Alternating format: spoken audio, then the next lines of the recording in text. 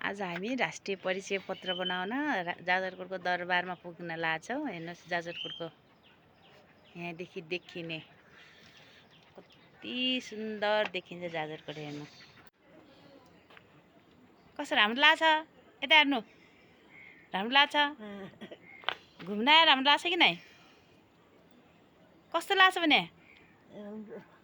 राम्रो लाग्छ।